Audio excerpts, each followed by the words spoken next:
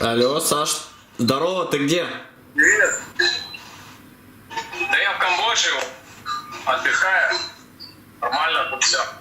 У нас тут появилась ебанутая идея. Короче, задача знаешь какая? Ничего не объясняй, я выезжаю. Пошел покупать билет.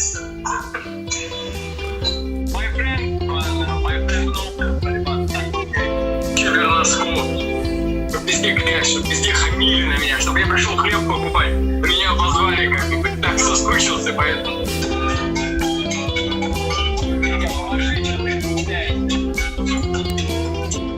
Поехать на Урале в Шерегеш и кататься там.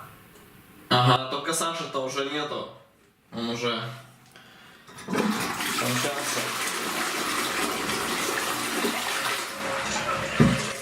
Ничего.